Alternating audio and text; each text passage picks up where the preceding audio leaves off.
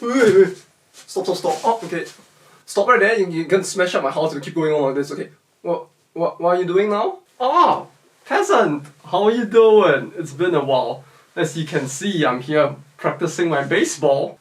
That's not a club. You do realize that, right? Yeah, but you see, when you think about it, a sword held in reverse is kind of just a mace, and a mace is basically just a club. So basically, a sword held in reverse is just a club, right? So this is fine for baseball. Remember that time I told you I was looking for some place to park all of my money and invest it?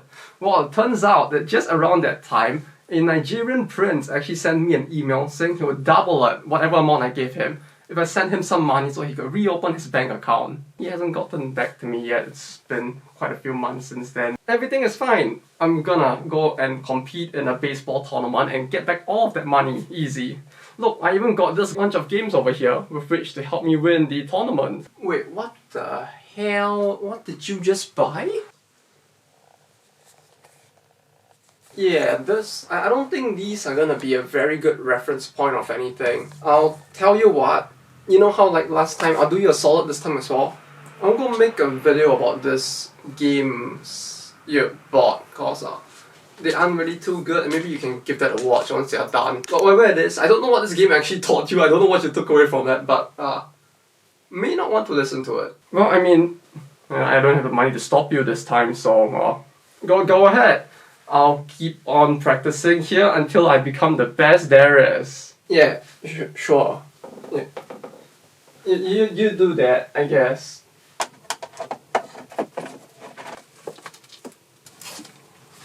Now, while baseball has never really been a sport that I have personally been very involved in, it is certainly one that has touched the hearts and minds of many people within Japan. So much so, in fact, that it has spawned countless forms of media across the generations, and when it comes to anime, it's no exception as well. Out of all the series that are out there, one that has really stood the test of time in my opinion would probably be Major. Now, I know some people are gonna disagree and be like, "No, but Dial no Ace, you scrub." And while I don't deny that Dial no Ace was really good as well, it is also true that we cannot deny the legacy that Major had left behind. You might be thinking why I'm talking about baseball animes instead of just like going straight into the thing. This is all very relevant to the topic at hand, so just hear me out and humor me for a second. Major as a series initially started with the manga in 1994. And that one lasted all the way to 2010. And even after it finally ended in 2010, they basically pulled a Boruto and had a second season start in 2015, where the story just follows the story of the main character's son instead. The second series is still ongoing. And even when it comes to the anime, which started in 2004, the story of the main character had come to its end, and they are even animating the entirety of the story following his son as well. So this is a series that has truly been around for almost 20 years at this point. For some of you, by the time you see this video, it is gonna be probably 20 years already, so a series with a lot of legacy behind it. And it's precisely because of this that it feels so bizarre to me that in 2008, Takara Tomy decided that they wanted to release not one, but 3 different games for the series at once. And not only that, but all 3 of these games ended up flopping.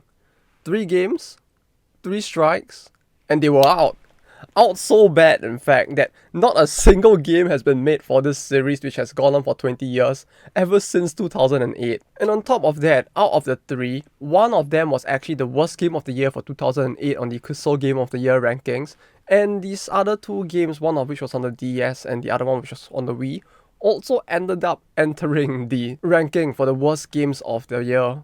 And so today I figured, while usually we would talk about these console games one at a time and go through them as in-depth as possible, why not today we look at these 3 games as a trilogy instead, because it feels like it makes a lot more sense considering how linked they are in a way, and it will actually give us a much better point of comparison as to how bad each of these games are, even among themselves. Because the thing with the 3 games that have been produced for this series is the fact that each of the 3 games that ended up on this list of the worst games of 2008 were all actually made by different companies as well. So somehow Takara Tomy managed to license out the rights to produce these games to 3 different companies, and all 3 of them managed to fail magnificently in their attempts to make an anime baseball game. Kinda like a major failure. And so today I bring to you guys Yeah, usually this is where I like have the opening of the game run, but like since we're talking about 3 games today. So what I'm thinking of doing is we'll go through all 3 games in chronological order, starting with the one that released at the start of the year, and then we'll go down slowly to the one that's released I think in December of 2008. The reason why this actually ends up being fitting is due to the fact that the level of horridness of the games, the level of kusou there is, actually increases as we go from one to the other up till the end of the year. For those of you who have been wondering what this weeb is doing going around using the word kusou over and over, a kusou game is basically a shit game, quite literally, and it's just the term that Japanese use when referring to these types of games. But yes, on that note, the first game we'll be talking about is Major Dream, Major Wii, Nagero, Gyroball. I'm not gonna do this every single time, it's kinda cringe. But yeah, basically you do have the words Major Dream, as well as Major Wii, which, yeah, once again, the title of the series is just Major, so for some reason on this game's cover it does say Major Dream in English, and then Major Wii, with the major being in Japanese katakana right after that. If you're asking me why they did that, I have no idea at all. It's very bizarre, to be honest. While they are not directly credited on the cover of this game itself, this game was created by a company called Rokumendo, creators of the Bobo game for the GameCube. Yeah, till this day, I do not know why that series has a name that's as cracked up as that, but whatever drugs the guy was on when he made that, I think I really wanted as well. But yeah, the company that made this game apparently has gone bankrupt as of October of this year, so this wasn't the game that killed them, thankfully for them, and they actually had gone on for up to 25 years during last year's TGS, I believe, so a company that has quite a lot of history, and that had learned to survive its way past making one of the worst games of the year. So unlike some of the other games that we talked about in the past, this one didn't do as much damage to the company as the others did. But that said, I guess it is to be expected considering the fact that this game, comparatively at least, is not as bad of a game. Like, it's still a bad game, no doubt about it, to be honest, but compared to most of the other games on this list, it is actually not that bad, which also means that thankfully we don't really have to spend as much time on this game and we can move on with it once we talk about the issues that this game has had. In fact, this game actually received a 21 on Famitsu Cross Review, the website that tends to be very friendly in terms of its ratings, right? It rated Skyrim a 40 out of 40, and with this game, it actually managed to achieve this score of 21 because some mad lad actually gave it a 7. While everyone else was giving it a 5 or a 4 at the time. And when I heard that, I actually went to read his review because I wanted to know what crazy mad lad would actually give this game as high a rating as this. And it turns out the person who wrote the review, this is all he really had to say. From the title, I assumed that this was going to be a game where we would raise someone who would become a gyroballer. I was wrong. The gyroball is something of a ultimate skill. All you have to do is really push a button to throw the ball. Aside from throwing the ball, you can also play as the batter, the base runner, as well as the outfielders. So this isn't really much of a gyroballer pitching game. It's more of a small simulated baseball experience. Yeah, that's all he says. He doesn't even say anything positive about the game. And he gave it a 7. Okay, we haven't even started talking about the game. I shouldn't get too pissed yet. Okay. But yeah, I get that when it comes to this game, a big issue is that since it's a sports game, and I get that most of you watching this video, like me, you probably didn't really care too much about sports to begin with, so you may not have an idea about the rules of baseball. So as I go through this video, I'll try to explain the rules as well, because in making this video, I basically had to figure out the rules of baseball as deep and as well versed as I could, which means I might still get some stuff wrong. If I do, you baseball fans out there can feel free to let me know, and I apologize in advance, but suffice to say, there are quite a few issues with this game in terms of its ability to even create a game that obeys the rules of baseball. But yeah, if I had to summarize what this game is like, it's basically like playing a baseball equivalent of Pro Golfer Saru. It is a QTE game with some RPG-like elements, and it doesn't really reflect the actual sport itself. When it comes to pitching in this game, basically all you do is select a point on a 9-grid map to pitch towards, and then you would do a quick flick of your wrist at the right timing in order to throw the ball. You know, in spite of the fact that this game was made on the Wii, while it does make minor use of the motion controls like this, where a very light flick can allow you to throw the ball, it does not really use it to its fullest extent. Like, one thing that feels like a little bit of a waste with this system in the first place is the fact that rather than the ball's throw strength being based off of how strongly you wave the Wii remote, which is basically something that it could do at the time. Also, when it comes to pitching, with this game, the idea of a ball, not the literal thing you throw for those of you who don't play baseball, but in baseball, when you throw a ball and it doesn't enter the strike zone of the guy who's supposed to hit the ball with the stick, and the guy who hits the ball with the stick does not swing the stick, it is considered a ball. And if you basically cause 4 balls as the pitcher, the person who's supposed to bat the ball can instead just walk to first base. So basically, you don't want to ball too many times for no reason, but it can also be used tactically to basically allow the guy to walk, thereby allowing you to avoid the risk that come with basically pitching into a very skilled batter, for example. With this game, however, a ball is something that you can't actually accidentally do, so a ball is something that you can only intentionally actively aim for, which, you know, it kind of is something that you could tactically do within like baseball as well, but it kind of takes away quite a bit of the risk of throwing or pitching badly, since with this game, essentially by removing ball as something that can accidentally happen, what they have essentially done is turned it into a game where your ball would never miss, and where you can't really use it as a feint to try and trick the batter into swinging or to test the batter themselves, since with this game you kind of can see that there is no crosshair for the batter on the line that appears after, so they kind of can instantly tell that they don't have to swing. Meanwhile, when it comes to batting, you're essentially also using the same 9-grid map, but your goal is basically to predict where the pitcher will throw on the map, even though there are no hints on the map to let you know where it would be. And if you basically get the same point on the map as the pitcher, your chance of batting the ball gets a little easier. Though I say that, but technically all you really need to do to bat the ball is to do this. Are you ready?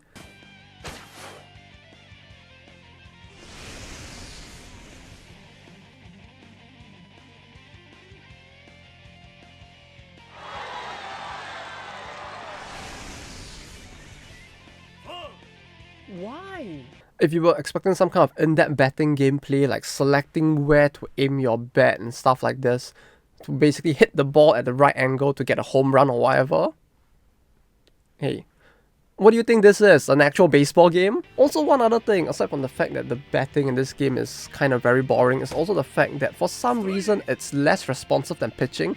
Like, I tried swinging it multiple times and like I got stuck with the batting quite a lot at the early game, because even when I decided to swing hard, for some reason the game just refused to pick up that I was swinging. And even sometimes when it picked up that I was swinging, it only did so like a second after I had actually swung. So some weird delay was going on there that made it feel a lot more unwieldy and difficult to bat.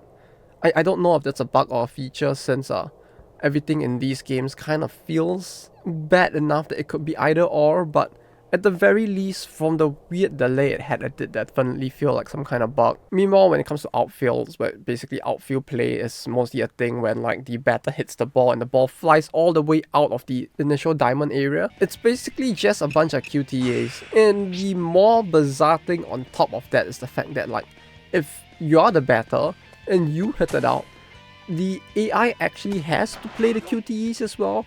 And you need to sit there and watch the AI play the QTE minigames as well. It's very bizarre. Like, I don't know why they decided to do that, because with this game, one thing is that multiple outfield QTEs can happen if the performance of the person who is doing it is not very good. Basically, failing QTE 1 would trigger QTE 2, and that would subsequently trigger QTE 3 if you failed 2. And then like once it gets to the end, you basically have to throw the ball back to the person at the base to basically try and get their runner out of the game. Which essentially, if the AI of the game plays badly, which at the lower difficulties it kind of does quite badly as well, then you basically have to watch the AI go through like 3 or 4 or 5 or even of these cutscenes before you can continue to play the game. And the more annoying thing or frustrating thing as well is the fact that the AI could essentially still succeed near the very end and basically just mess up your entire game plan as well. So you could essentially watch the AI fail like 3 of the QTEs, each of which takes like 15 to 30 seconds each. And at the end of the 4th one, he just ends up succeeding instead, and you just basically wasted 2 minutes watching an AI play minigames instead. The game doesn't really feel very satisfying. Like, nothing you do actually ever feels earned because of the fact that everything feels like you just succeeded a dice throw instead. Because no matter how well you do at the pitching minigame, for example, right, you select the point well enough that like the batter somehow ends up selecting a point that's completely off from where you had selected, and you throw your pitch with the perfect like maximum speed. The AI can still hit that, like no issue if they just felt like it. So it doesn't make it feel like your tactical choices on these parts of the game actually do anything other than improve your odds perhaps at a dice roll. When something good happens, it just feels like, yeah, okay, yeah, the number generator just ended up in my favor this time. It wasn't part of my skill at playing the game or anything. And when it goes like badly, it's just like, yeah, I don't feel like there's anything I could have done to improve because it's just a dice roll as well. And adding on to the point of like there being no baseball gameplay, you don't really even get to watch the ball move along the field either.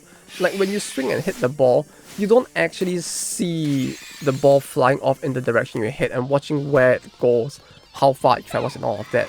Everything is shown to you through recycled cutscenes, and when I say recycled, I really do mean that like in a single inning, you can see the same cutscene trigger like, I don't know, maybe 2 to 5 times perhaps, due to the fact that they are basically using cutscenes for everything, including the ball flying, so everything is very generic, and because of that and the fact that they don't have much variation to begin with, you'll probably just get very bored of watching the game as well. Which means that it didn't even succeed at the bare minimum, which is that even if it failed at being a baseball game, it could have still been an interesting character game where you just get to watch the characters do baseball-y stuff and get entertained by it, since this is supposed to be a game based off a baseball IP.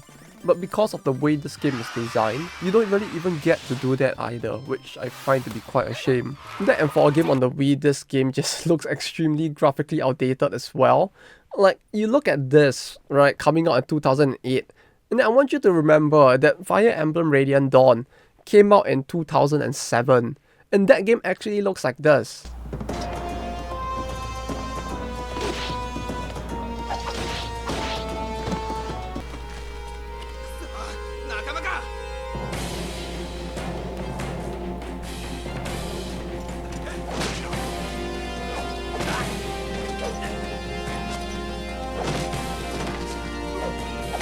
And this makes it feel even worse when you realize that this game costs 7,140 yen, and Fire Emblem Radiant Dawn only costs 6,800 yen. The story for the game is quite impressively filled, like for a game that's focused on a game series, so in Japan you would call this a karage or a character game, where the game is basically not so much focused on the gameplay itself at times, but more focused on the characters in the game and the way you get to interact with them. And typically as a result, these games are more focused on pushing another IP that has characters that are already popular, so people just get to see more of those characters. And with this game, I guess in a way they did actually do a pretty good job with that. They actually go through a large part of the story of the manga as well as the anime, so I would say that's a pretty good thing for those who are interested in the series. It would have been nice though if this adventure visual novel parts actually were fully voiced. Even when it comes to the visual novel-ish segments of this game, it's still very, very mid as well, in spite of the fact that this probably should have been the main focus of a character game. Like, it wasn't fully voiced, that was disappointing. And on top of that, there were barely any face variations as well for the characters, so you really are just pretty much watching still frames retrace plot that you already know if you follow the series, so not much going on there either. Overall, this game really wasn't too good, but hey, at the very least, when you compare this to the next 2 games we'll be talking about, this was still actually not too bad. Oh no. Oh no, we still have to talk about the other 2 games, huh? Come on, bet us up. Well, I'm ready, let's do this. Come on, give it your best woo. I'm not touching that. Next up is the second game on this trilogy of shit, which is Major Dream. Why is this name so long? Major Dream, Major DS Dream Ball. Major Dream, Major DS Dream Baseball.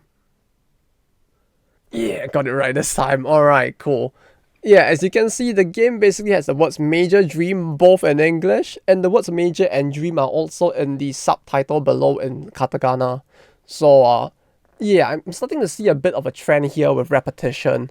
But yeah, unlike the KOTRI reviewer for this game, who only played the first 1 hour of the game before making his review, I actually played the entirety of this game because I have major brain damage, so we'll probably be able to go through in a bit more depth what this game was like as compared to the review that he had on the game on the website. And as a result, I can safely say with quite a high level of confidence,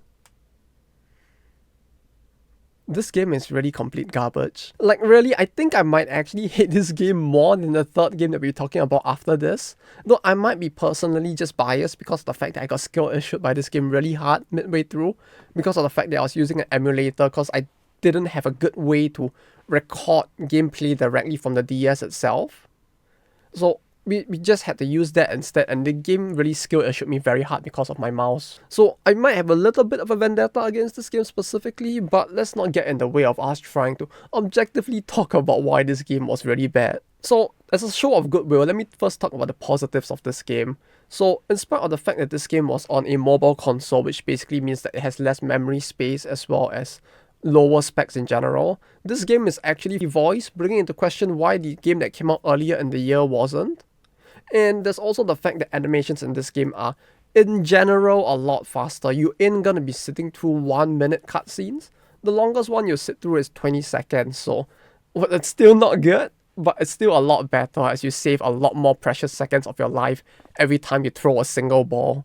A lot like the previous game, this game was also developed by an outsourced company whose name isn't on the box, but this one was developed by a different company called Nagero, which I actually can't find any information about online, which leads me to believe that they are most likely defunct now at this point. But as to whether or not they had produced any other games aside from this one, I can't even find any information of that online. If any of you know, I'll put the company's name up here, you can let me know if you actually have any idea what other games they have produced in the past. This second game is essentially the equivalent of going, hey, hold my beer, and making an even worse game, in spite of the fact that this was made by a different company that probably didn't coordinate with the first one. And by that, I really do mean like this game might actually damage your console levels of worse. Because you see, in order to pitch in this game, you first need to do two things. You need to select the type of ball you want to pitch, and then you need to use your stylus to drag a ball into the green circle in the strike zone. Once that is done, you can then push the confirm button at the bottom left, and then you will go into a mini game for the pitching of the ball itself. It's basically like playing that one old carnival game all of you boomers might remember, where you try to guide a metal ring through a metal rod, which will basically get shocked with electricity and sound a buzzer if you fail. Most of this game is basically just that for the pitching. So like when you want to throw a straight ball, what do?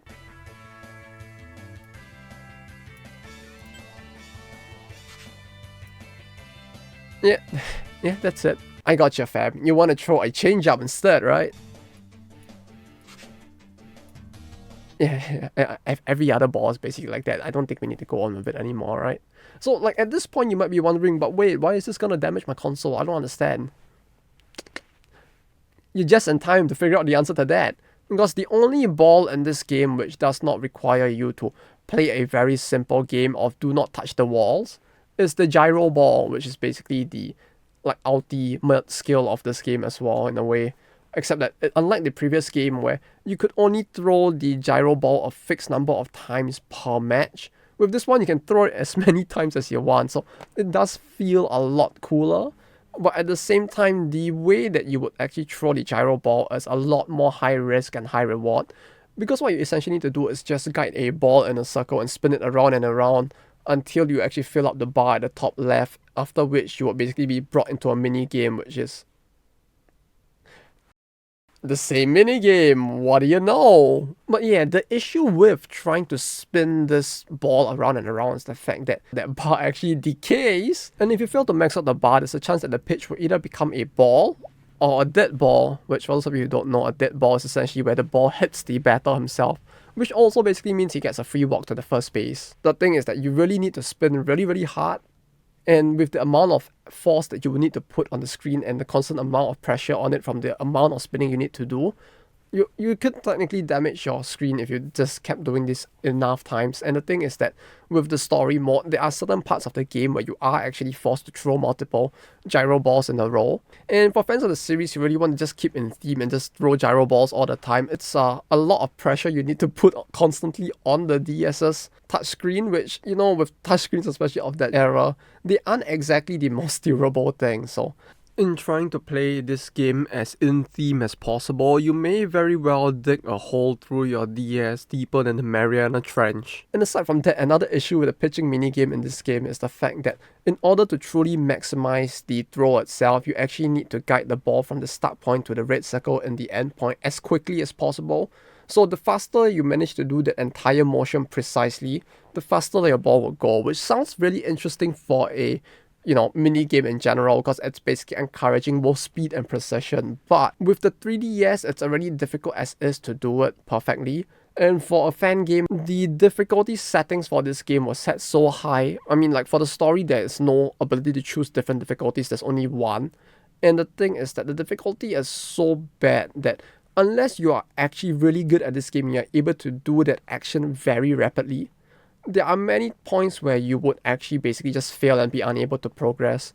And on top of that is also the fact that even if you manage to do it all perfectly, there is still a possibility that the AI will just hit the ball anyway, which for some of the missions can be extremely stressful because, for example, some of the missions you need to strike 3 of the opponent batters out. If you actually manage to get to the 3rd batter and on his last strike before he goes out, the AI just decides that nope, even though your ball was way faster and the throw was way more difficult than the last few and you actually succeeded, he's gonna hit a home run this time and you're gonna fail. Then you're just gonna have to redo the entire stage as well. Now, I think for me, the most stressful mission was the one where you had to strike a guy out with only gyro balls, which means that you had to precisely do that spinny action thing and fill out the bar to the max 3 times, and then you had to basically do the entire guiding part mini game 3 times successfully. And even if you did all of that, there's still a chance that he would actually just hit the ball and hit a home run for no reason, and you had to restart the whole thing again. I think I spent like 40 to 45 minutes on just that one single mission, and it felt actually miserable because of how difficult it was. You could say it's skill issue, but hey, no one actually completed the game probably, so it very well may not be just a me thing. We'll only know if people actually play this game one day, so that's a sign for you to purchase it to tell me how bad it actually is. Don't actually do it, I don't want you to suffer like that. But yeah, looking at this game, at the very least, the mini game for pitching is a little more active than in the first game, and you really have a lot more variety since each character kinda does have a lot more different types of pitches that they can throw. With the original first game I talked about before, you could only really throw the gyro ball as a special ball. You basically couldn't vary up the way you throw the ball as much, but with this game you have a lot of variety, so you would think that, like with batting as well, you probably would get a little bit more of a variety in the types of ways you could bat, right?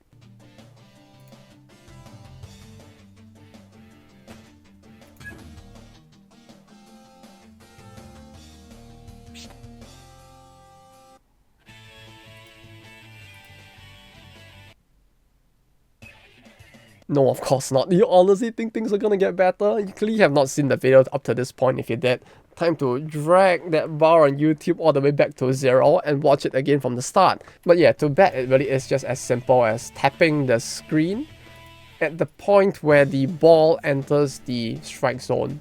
Yeah, that's right. You just take your stylus and you just go like boop on the ball and that's it. You hit the home run. And yet, in spite of the fact that they managed to make batting so miserably simple, they actually managed to make the systems for batting actually feel worse. For one thing, there isn't a way for you to pause the game while you're batting, so you can't just pause the game, go take a piss and come back. Instead, the game will automatically push through when you're on the batting end, in spite of the fact that when you're pitching, you can just choose to not make your selections and the game will basically wait for you to do it. And the thing is that the animation at the start, but before it transitions to you seeing your strike zone, it's weirdly long, like maybe a few seconds of very awkward nothing happening on screen, which if you're actively playing the game, it feels like a dreadfully long period of time, especially after you're stressed from constantly failing to throw a gyro ball for 45 minutes. And if you try to tap the screen to speed it up, if you accidentally tap it too many times, your character will actually swing their bat, which usually wouldn't be a problem since with most baseball games, before the pitcher actually throws, you do have enough time to like get a few practice swings in as well, maybe one at most in times.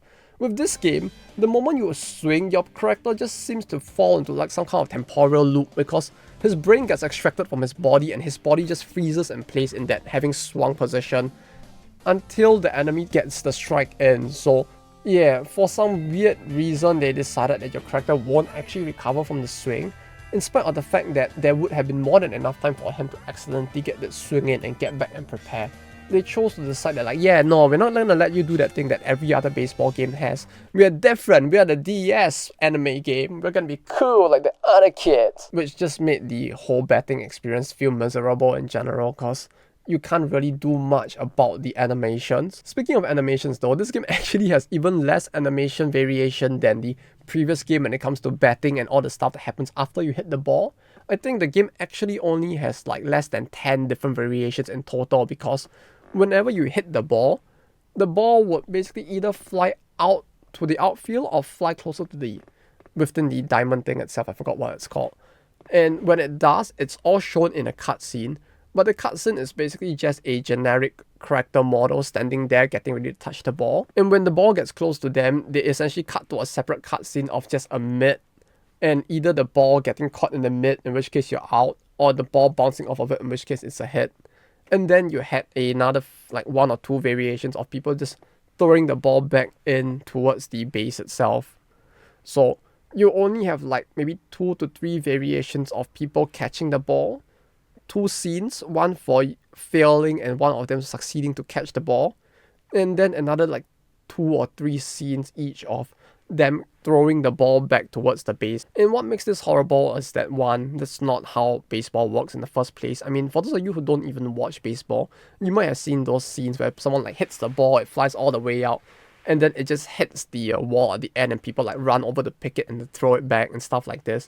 That essentially cannot happen in this game.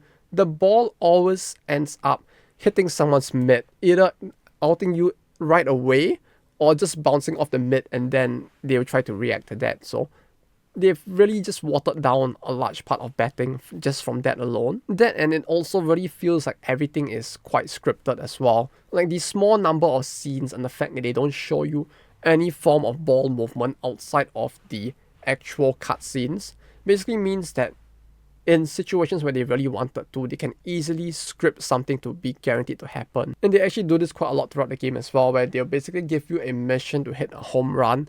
And if you don't hit the home run, it'll basically always go into the out cutscene instead. So you'll never be able to hit the ball, not get the home run, but actually get the ball to be a hit. I don't know, it feels like usually when people play games, they want the actions that they take within the game to feel at least like they actually had some impact on the game world itself. But with both this game and the one before, it's kind of hard to feel like the actions I'm taking, my actually doing well on the mini games, are having much of an impact at all, if anything. That, and also in spite of the fact that the game has a map of the entire field on the top screen all of the time, which is the left screen in this case, it doesn't actually give you a good understanding of where the ball is on the map, because it never shows it on this field either. So it just makes it feel even more like you have less control due to the fact that you don't know where the ball is at any given time, and you're just meant to assume it based on the position of the characters in the cutscene. Another horrible thing about this game is the way they did the transitions between cutscenes and gameplay during the story mode. Basically, the way it works is that they'll show you like maybe 10 to 30 seconds of cutscene, transition you into a mini game or a short frame or round. It can be something as simple as hit the ball. And hitting the ball as a mission is something that happens even later into the game, where you essentially just need to bat once, hit the ball, and you're done. So you would basically have like 30 seconds of a visual novel style cutscene with voice, play a game for 5 seconds while waiting for 15 to 20 seconds of animations and load times, and then you go into another 30 seconds to 1 minute of like cutscenes. So that's the if it sounds like the tempo is very bad and the game is a little jarring to play, it really is, cause like there were times where, because the mission was just to hit a ball, I actually, being distracted, I actually hit the ball, while I wasn't looking at the screen, and I was just wondering like, wait, what just happened? Why is everything done? And yeah, the game really likes to do a lot of this very short missions. I don't think you actually play a single full inning in any single mission within the game. At most, you will play just offense or defense of an inning, and that's the max. But typically on offense, where you're batting, you're playing as a specific one person who's gonna bat. And even worse is that there are even missions where you basically just need to bunt the ball. And bunting, for those of you who don't know, is basically where instead of swinging to hit the ball, you just hold out the bat to let it bounce off the ball instead.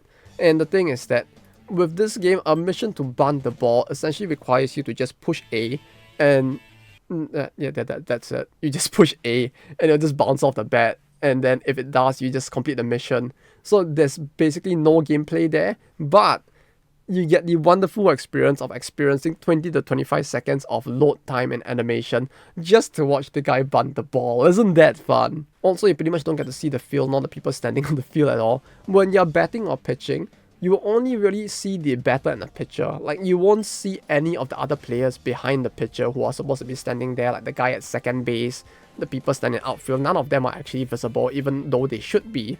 And the only time you can see the field is through the upper screen, where you basically just have a JPEG of a baseball field with blue or red squares on it representing the players from the teams. Which, yeah, you know, for a game that is supposed to be a character game, you know, it's focused on an anime and the characters in the anime to not show you any of the characters on the screen at all. Like, the whole idea of using a screen in that way just feels like quite a big waste for a game of this type. You know, it's basically like if you were playing like Naruto Ninja Storm or something, except that instead of seeing the characters in their full character model when you entered the battle segments of the game, they just showed you a stick man instead, and you basically played the game as soulless stick people with no form of like unique traits to tell you that this is the guy. You just meant to believe that, yeah, this is him, and that's the game. Also, when you lose, you also get a text box saying Kuso, and then a screen grab of the anime of the character who filled that segment's face looking all depressed or like in anguish instead, which I'm kind of impressed that they put in enough effort to actually look for a face of anguish for every single character, because it's not just the main character himself, but every other small and supporting character within the anime that you have to play as for some of these other segments. Like, you have like the fat dude who just has to bunt the ball at one point. They actually got a face of anguish for every single one of them. Like, I'm actually impressed that they actually went through all the effort to find this.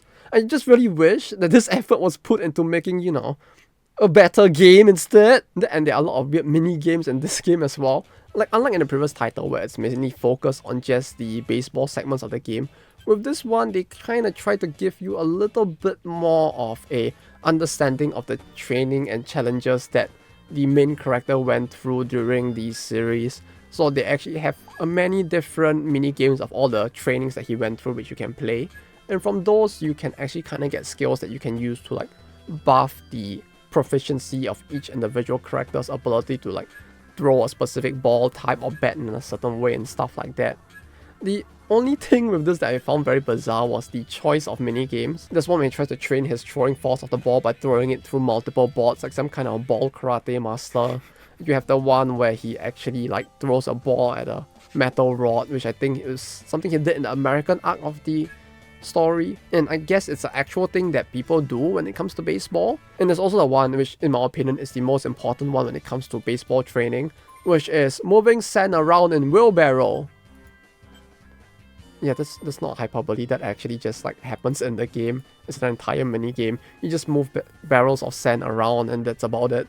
Like, it's related to a specific scene that happens early in the anime, but it just feels very bizarre to see it as a mini game like this. But yeah, basically the game has skills and you get rewarded with skills on clearing trainings. The issue with this is just that there isn't really any link between the type of training you do and the type of skill you gain. Like, I actually gained skills for pitching from learning to carry sand in a wheelbarrow, and I actually learned how to bat from doing pitching training. So like, it's all over the place. And while I do kind of get that they perhaps may have done this so that you can just play the minigame that you enjoy while also still obtaining all of these skills, it just makes it feel a little jarring. That and the skills are also not very useful. Like, I actually cleared the entire game without using the skills at all, so kind of pointless. There are parts of the story, especially the most difficult parts, where you are not allowed to use the skills either, so I don't know why these skills are even in the game, to be honest. Also, the more perceptive of you may have already noticed, but I have had the wheelbarrow minigame going on in the background the entire time.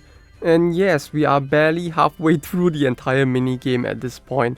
Because with this minigame, essentially you need to get 3 pizza slices, as you can see on the top left of the right screen, full of sand back to the school. The issue with this is that every time you hit a hole in the ground, you will lose a third of a wheelbarrow worth of sand. So the more times you hit, the more times you will basically have to loop this. And the thing is that every single loop of bringing the wheelbarrow to the end requires you to travel 300 meters, and you're only traveling 10 to 11 meters per second, meaning that each single loop from start to end takes at least 30 seconds. And in order for you to complete the entirety of the thing, it would take like 1 minute 30 seconds at minimum, and if you fail even once, it becomes 2 minutes. So this mini game is actually longer than most of the baseball segments in this game actually are. You know, people play baseball for many different reasons, but for me, I play for the sand. Oh, fuck. I think I actually breathed some of that in. Me? I play for the sand. The glorious sand. That and the game is also really short, with many people claiming online that it's clearable in like 1.5 to 2 hours. Personally, it took me about 4.5 hours, so I don't know how true what they said was, but I did get skill issued quite badly, and I did like play the mini games as well as the free match as well quite a bit, so perhaps it's because I did that it ended up taking longer. Which, yeah, there actually is a free match where you can basically play a full game of baseball, but quite frankly, would you really want to? I did it out of curiosity and I felt like dying playing it. Like, the AI is bad at it, there aren't many difficulty options, I played at the hardest one and it was still boring. That said, this game is relatively cheaper compared to the first game. It only costs 5,040 yen, so it's 2,100 yen cheaper than the first game on the Wii. That makes it a lot more affordable for a game that I guess is kinda still at least a little bit more unique in the sense that it does also, on top of the plot shown in the first game, also show you plot that wasn't, especially in terms of these side characters who basically do go through their own arcs, but a large part of that is actually omitted in the first game, so plot-wise, at least you're getting more bang for your buck. The only issue with this is that this game is still more expensive than Rome Total War, a PC grand strategy RTS game with much better gameplay and graphics, which came out in 2004! I'm not gonna throw this one though, it's going neatly over there as part of my collection. I do love that game. That said, at least this is still a better game than the third game, though arguably I would say I enjoy the third game a little more than this one, but as a game, this one is still slightly better, so we'll let it slide on that account. Because now we're moving on to the third game, which is... You get me that time with that piece of shit, but this time, I'm ready. Come on, bet us up. I got it this time. You bet that I'm gonna knock this one right off the... That's right, Major Dream, Major Wii. Perfect closer. Indeed, this game was the perfect game to close off this trilogy because this game closed off the trilogy so hard that no one attempted to make a major game ever since this game released. That said, as you can imagine, at this point, since it was already in December, most people, when they saw this game released, because of the fact that the development companies weren't listed on it and it was only Takara Tomy, were already quite wary that this game wouldn't do well, and so this game actually performed very badly compared to the rest.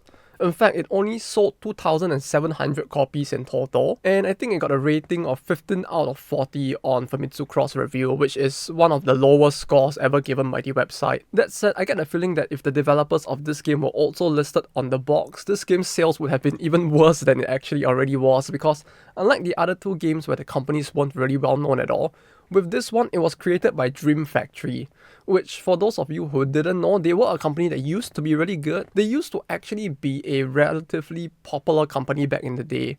as this game was created by Dream Factory. Or, if you know them from their later years, you might remember some of their more lovely nicknames such as Nightmare Factory or even Dreamfuck, because yeah, this company is one that became really synonymous with Kusoges in their later years. This company used to actually be really good, and they used to work with Square back before Square was Square Enix, and they used to produce many games such as Tobal 2, which was considered their magnum opus, a fighting game with a lot of additional features inside of it, including a very unique edit mode and an entire full RPG dungeon mode that apparently played really well.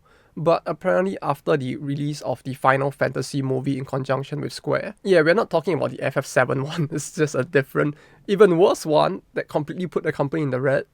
They lost a lot of their staff, and the first game that they released after they had lost most of these very capable staff members was the very big Kusoge within Japan known as Kakuto Chojin, which apparently got recalled because of the fact that it somehow took something from the Quran and repurposed that for the game's BGM or something.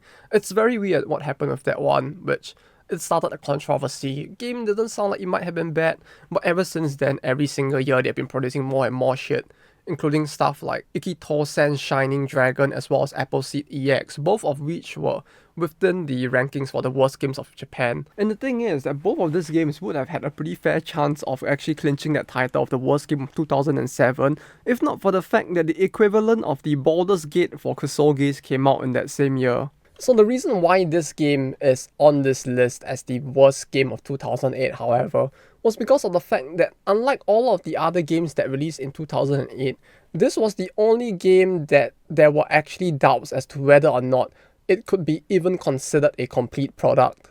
A lot like the 2009's worst game, which was Sengoku Hime, which basically was a bug-filled mess that was nigh unclearable. This game is still clearable at least, but there were so many bugs in it that there were actually doubts in the minds of many of the reviewers, and that's what led to its possession. For one thing, first thing you load up the game, you go to the main menu, and if you look hard enough, you realize that the female character on the main menu, she kinda has only one tit. That's right, one booba, just one. The left side is surprisingly flat as compared to the right. For those of you who think I'm making fun of someone who might be actually physically handicapped, she's actually fine in the anime and the manga. Someone just forgot to draw her with a second tit. But yeah, when it comes down to the meat and potatoes of this game is actually significantly worse than the other two titles. Like, this game is the equivalent of taking the hold my beer meme, except that you replace the beer with shitty absinthe instead. First up, when it comes to the story mode, yeah, at least it's still fully voiced unlike the first game, so that is a plus it has. But in terms of content, this game only covers the story arc from when he enters America until he becomes a pro player. Unlike the other two games where they actually started early in his high school life, they go through all of the very actiony parts of his high school life, all the trials and tribulations, which arguably, I would say is actually a lot more entertaining, to be honest. And then they also, on top of that, go into his life in America. So you would think that with this title having much shorter of a span of time that it is concentrating on, that it could focus more on the character's development during this period, right? Do you honestly really think that?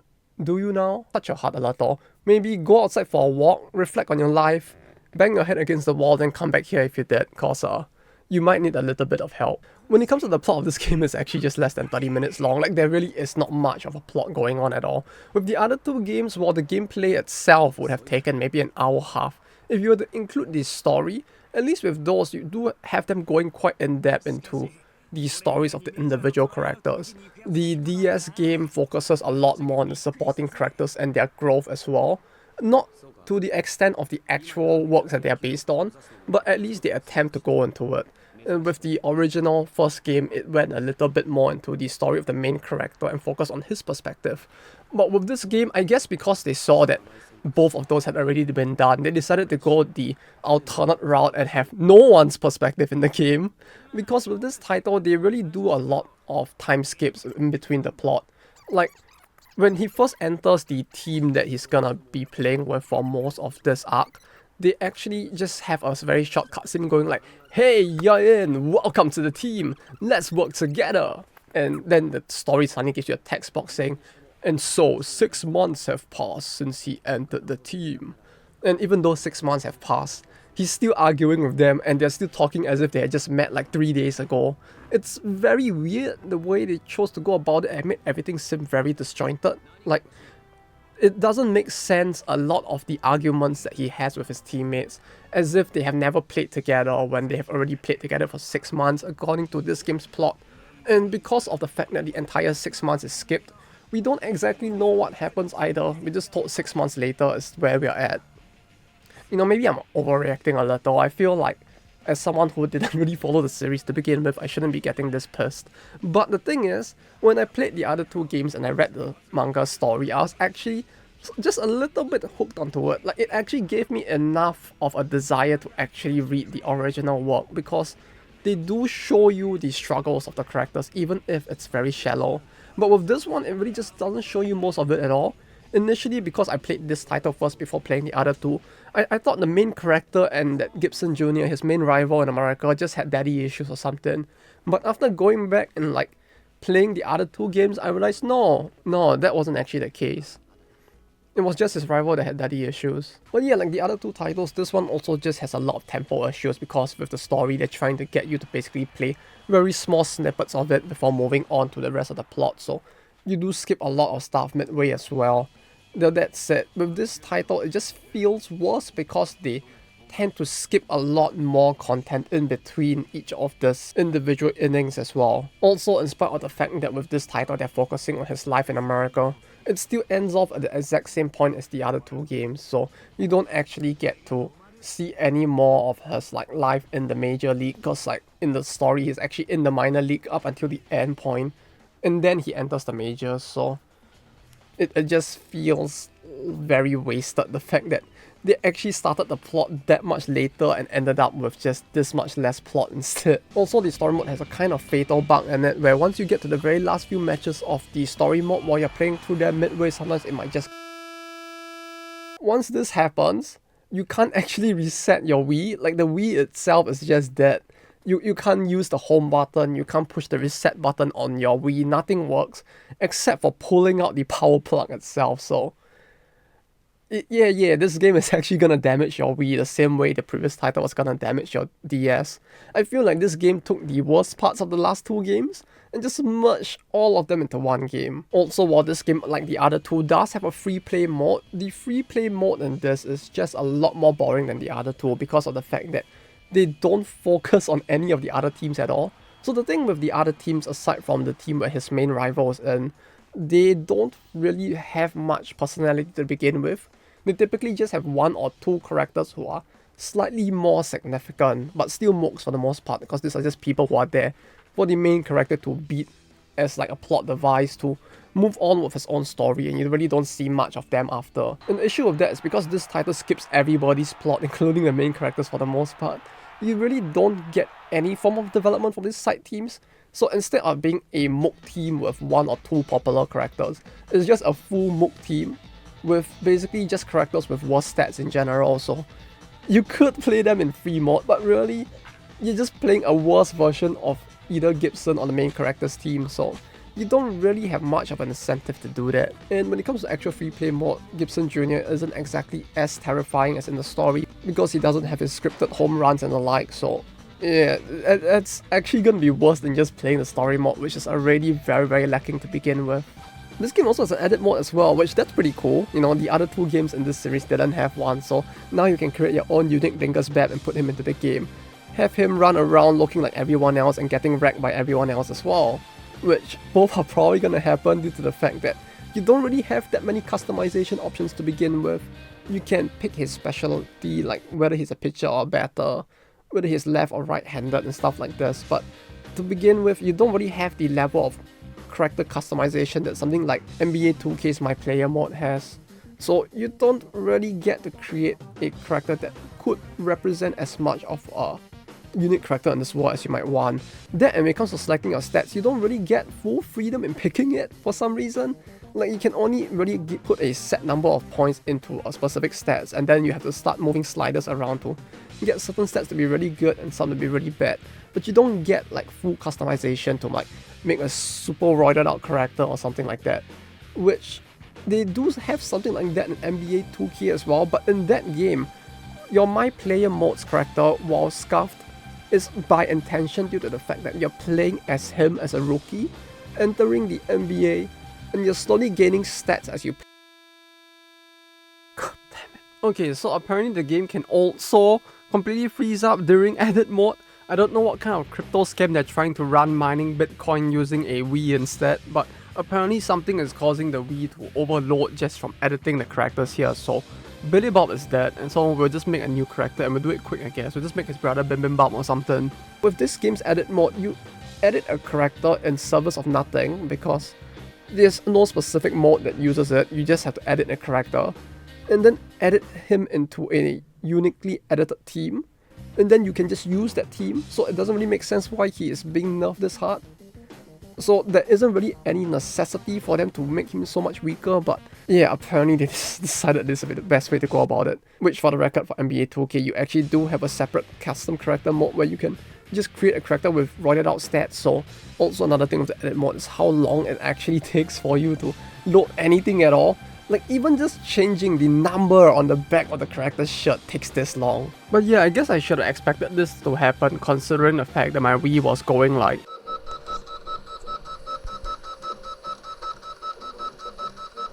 You okay there, friend? The entire time I was playing this game. This wasn't happening in the other two games, by the way, so there was just something very wrong with this game that seemed to be doing a very bad thing to my Wii. Also, the team creation menu is kind of very confusing. I don't know why they had to have two separate tabs for characters who are canon and the custom characters when they could have just put the custom characters in their own special like segment on the same tab instead. It would save some of the trouble of being confused with the controls, since they don't really do a good job of explaining anything at all in terms of how you would like traverse to the other tab. Then there's also the fact that even though they ask you to select a logo, which we got a very cute one, and we also got to select a uniform, we don't actually get to preview the uniform. We just know that we get a original unique uniform. But yeah, it's only now after you get into the match that you can actually see the animations that you selected in the custom character mode. Like, when you're custom creating your character, you can't actually see what the animations you select for their pitching and batting are until you get into a match. So imagine having to do all of the character creation through all of the time lag I was talking about, do the team creation as well, only to now come here and then be able to check the animation. So if you didn't like it, well, guess what? You're gonna have to figure out how to find out what the other animations look like and slowly work back your way to selecting from the entire pool of very long waits once again. Wait a minute, why is everyone wearing a different uniform? Come on guys, you know, we are a team now. I know you guys all came from different teams, but I even brought us all matching colors. We could all wear this and be a team together, right? Right? And it would only be many years later when he realized it was all in his Kasuge head. Next, while this game does have a practice mode, it really isn't much of a practice mode at all. Like, given the choice, I would have probably just named this the arcade mode instead, because they don't exactly teach you anything. You can't use it as a way to refresh on how to play the individual parts of the game. If it were up to me, I would probably have called this a arcade mode or something instead, because you don't even get to just sit there and just practice doing one action over and over. For example, if you wanted to learn to bat, you couldn't just use this mode to just sit there and bat over and over ad infinitum until you feel comfortable with it. Instead, this mode is basically just like you play a specific action and you just keep doing it until you fail enough times, at which point it will end, they will tabulate a score and put it on a ranking. So yeah, arcade mode basically. That, and funnily enough, there's also defensive practice in this, but the issue is, to begin with, in the story and free play mode, you can't even play defense at all. So why is this here and what does this even do, you might be wondering? Well, frankly, I don't know why this exists either. For the most part, the whole thing is automated, where when the ball gets thrown out into the distance, you get some very limited ability to control the characters, although not much at all. The most you get to do is select which base you get to throw to some limited extent, not completely, which I feel like being able to select the base should have been something that should have been in the base game. But yeah, for the most part, this entire mode is kind of pointless. Meanwhile, the knock practice somehow has you hitting the ball and then after you hit the ball, you become the pitcher and run to catch the ball. Like, the whole thing doesn't really make sense. I don't really know what's going on, but yeah, suffice to say, we are not getting much practice done with this mod. So yeah, 4 mods, all bad. I would actually say that they were ballin', but that would actually imply that they were actually doing something right, so unfortunately we can't use that pun this time. But yeah, that brings us to the next issue of this game, which arguably might be both the best and worst issue with it, which is the fact that this game has so many bugs that it actually just refuses to obey the laws of baseball at some points. So for the next part of the video, I kind of need to explain some of the rules of baseball because it pertains to many of the bugs that this game has. So typically with baseball, you have the diamond, right, where basically the bases are, your batter and pitcher are, with the batter being at the bottom and the pitcher being in the middle somewhere around there, and they'll throw the ball. And behind the diamond is what's known as the outfield. And to the left and right, there are 2 lines that demarcate the foul. So any ball that flies out of that and lands in there is considered a foul ball. If you have too many foul balls, basically it counts towards a strike, but it will never count towards your 3rd strike, I believe. But when it comes to foul, it's a little bit iffy because unlike soccer where a ball that crosses the line just goes out of the game altogether, with baseball, if the ball goes out of the foul line before the 1st or the 3rd base, and then somehow manages to roll back in, or the curve of the ball somehow gets it to come back in, it is still considered safe and the game will continue to resume. Unless someone from the catcher's team actually picks up the ball while it's in foul, in which case it just stays foul. But if the ball travels through the foul zone all the way past the 1st and 3rd base and lands either outside in the foul zone or hits any object like the wall in the back and then bounces back into the game, it was still considered a foul. The thing with this game is that somehow they actually got the rulings reversed. So like a ball that actually was supposed to be safe because it rolls out into foul and then comes back into play before 3rd base actually is just considered a foul. But a ball can hit the wall outside in the foul area, bounce back in, and it's considered safe by this game standards. So yeah, the base rules of baseball don't seem to be something that the creators of this game even understood to begin with. Sometimes the ball will also just fly past a character. Like, you'll see them throw it, it will fly completely past the catcher and he'll just miss it. And then it will just suddenly warp into their hands and the camera will just like zoom back onto them, suddenly causing it to go out. So you really don't get a good sense of what is going on half the time because you don't really know if like what you're seeing on screen is actually gonna happen. Next up, while this next issue isn't exactly a bug, it's probably more of a feature. It looks so ridiculous and it just points out so much how little they care that I kind of just wanna put this in here as well, which is that, so like the other 2 games, you aren't exactly getting a feel where once the ball is struck, the game would just like basically zoom out and show you the field. It's not all happening in real time.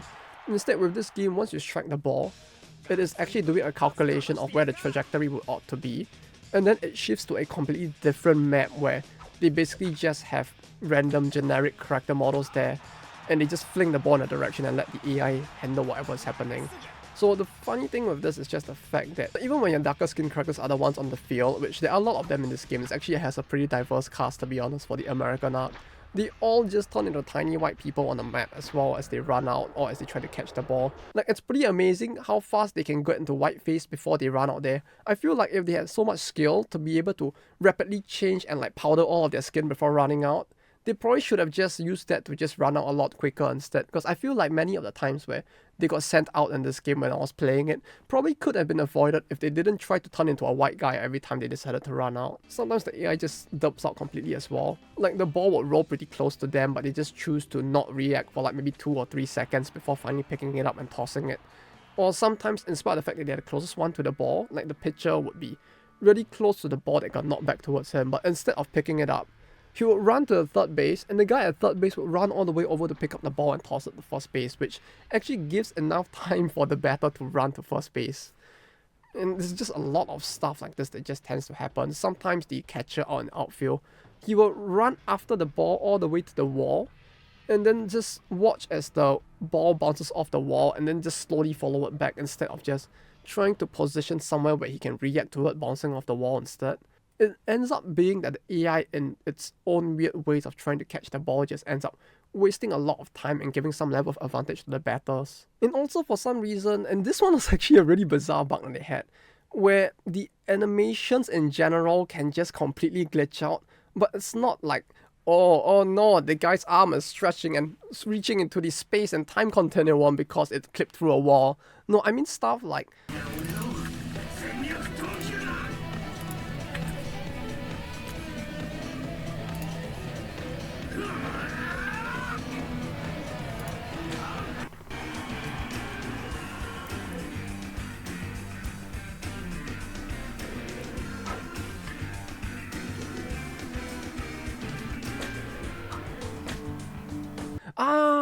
I know this part of the story. This is the part of the majorly toked up arc where the main character, instead of trying to bun the ball, just tokes a blunt on the spot instead. But yeah, bizarrely enough, the batter can actually bat in spite of the game being in this situation, and it just stays like this until you actually reset the game, so it makes for a very hilarious gaming situation at the very least. Although apparently from what I've heard, whether or not you can get this situation to trigger is very RNG because of the fact that it's not triggered by something that happens within the game, but based off the CD that you got. So like, they just are defective batches of the game that were released where due to an error of the reading of the CD, this would happen. So yes, suffice to say, it's something that's very hard to recreate.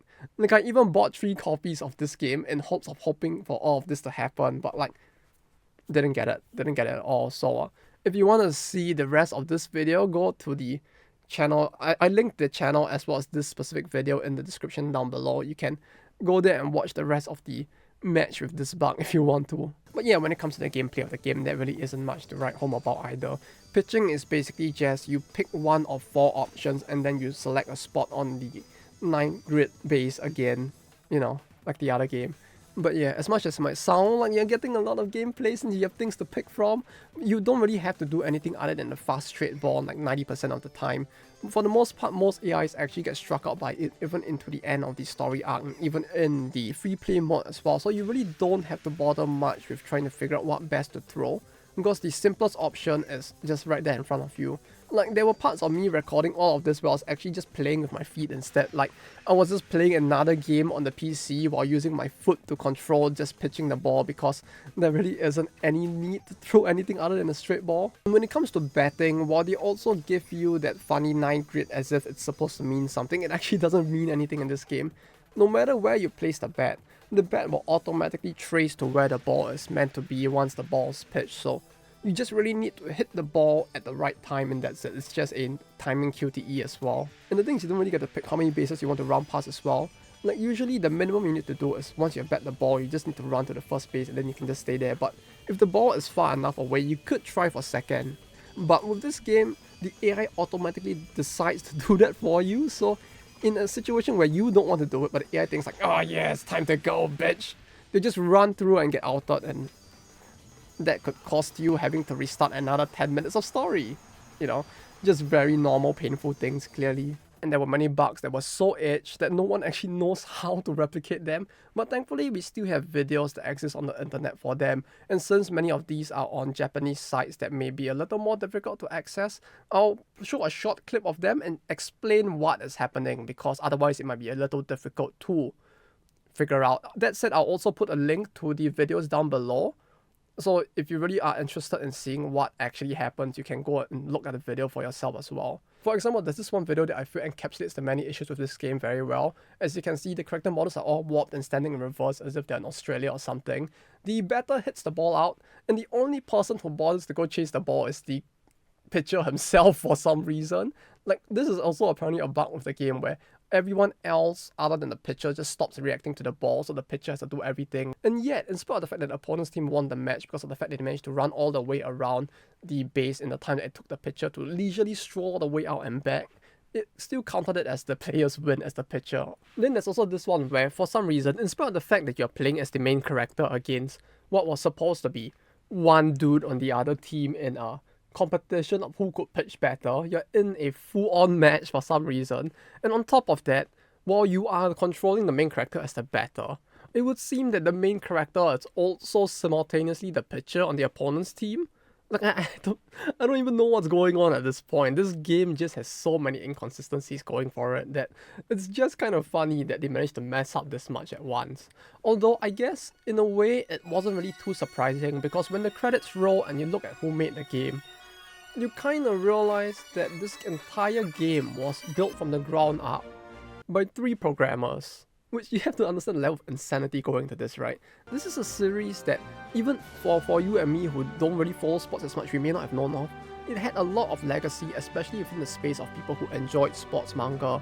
And for that series, which had all this legacy, which even at that time was 14 years it had been ongoing for, and that the series was still ongoing in, and for this to be the game that released in December, close to Christmas, mind you, so the game that people would probably end up purchasing for their kid during the peak of like purchase season, to just end up being this, especially when you consider the fact that this game cost 7,140 yen, so basically the price of a AAA game for a product that, unlike the first game, wasn't even a complete game.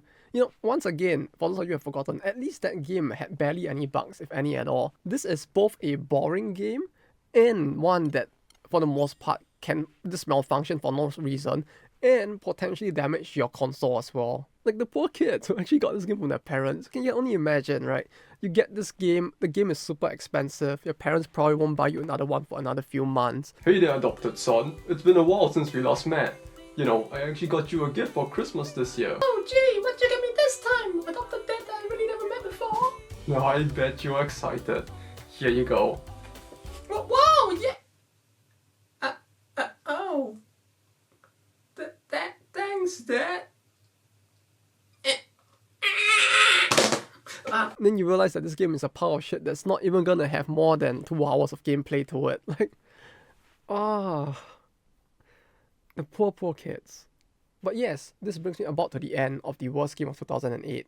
One other thing that I probably should mention is the fact that the PV as well as the MV, so the ads that will put up the videos for this game on the official website, apparently 2 days after the game's release, it was just vanished from the website and just never came back.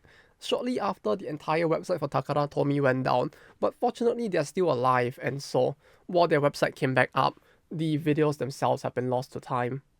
That said, I would like to leave you guys off now with a quote from one of the reviewers of this game on the Kusoge of the Year rankings for 2008. As Galileo Galilei once said about the Earth orbiting around the Sun, and yet it moves. And as the creators of this Kusoge programmed into their game, and yet Goro's head moves. Would I recommend anyone actually plays these games?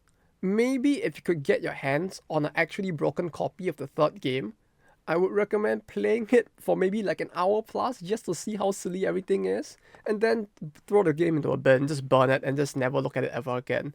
Or better yet, resell it to some other weirdo like me who is willing to purchase that off your hands.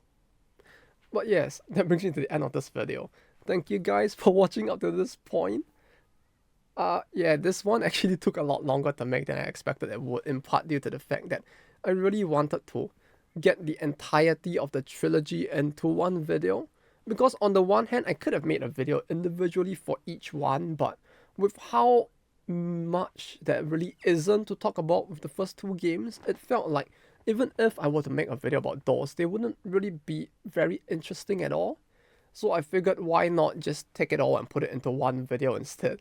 I feel like this video will end up really long because of that, but hopefully because of the fact that it's all in one video which you can watch in a single sitting, which it's a very long sit you're gonna have to take.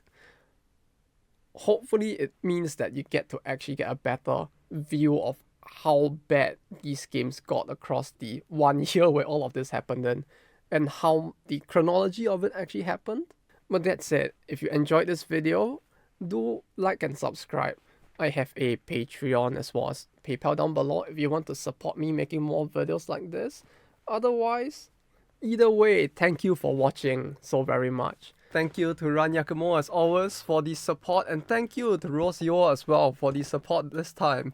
Y'all can bet I'll put the money to good use to improve the videos that come in the future. Up to this point, it truly helps a lot, especially with like some of the stuff I want to prep for these videos, like stuff like games and the like. I try as best as possible to keep it as cheap as possible, so I'm buying them like second hand at like maybe 5 or 100 yen to 1,000 yen each. So in the process of making all of these videos as well as the ones on events, it really does help go a long way in helping to make these videos possible, or at least better funded as well. But yes, if you're actually watching this before the New Year's, have a happy New Year! I don't have the thing to blow anymore. You know, the party thing that goes like. I kind of lost my entire pack of like 20 of those. They're probably somewhere in my room, but as you can see from like all of this, once something goes somewhere, it might just vanish into the shadow realm. So it will probably take too long to find it. But that said, to those of you who celebrate Christmas, hope you had a pleasant Christmas and a happy new year ahead. And to everyone else who's seeing this in the new year, hey, we all know you're gonna break your resolutions anyway, but here's to you getting to successfully pull off whatever your resolutions are. The next few videos on this channel will probably be events related since there's the Blue Archive one coming up. Comic Cat is around the corner. Maybe by the time you see this, it already has passed. I'll probably be at Comic Cat like around the time this video goes up, hopefully. And then there'll probably be more videos on like just game industry related stuff in Japan. I'm planning a slightly longer series related to that in the future, but we have to see whether or not I can pull that off with the resources I have at hand, so that might take a while. But yeah, if you are interested in seeing what I'm planning for the future, you can see all of that on Discord. Or if you just want to chill and hang out with the cool kids, a little too old to be a kid, but yeah, you know what I mean, right? Kid at heart, forever 17 and whatnot. This is not helping with that, but yeah. If you're interested in any of that, do feel free to join us on Discord as well. But until then, I hope I'll be seeing you guys in the next video too. The next Kusoge video probably will be a little later since I kind of want to figure out if I can get a PS3 working for some of this, cause there are many more games, especially in the later years, that come out on these consoles instead, and it's a little difficult for me to talk about those without actually playing them. So either I'll find a way to play them live or on emulator, because I do have the physical copies of the games anyway. So yeah, we'll have to see how that goes. For those of you who are interested mostly in those types of videos, you can bet your ass there'll be more in the future as well. But that said, I'll be heading off for now. So until next time, take care and goodbye.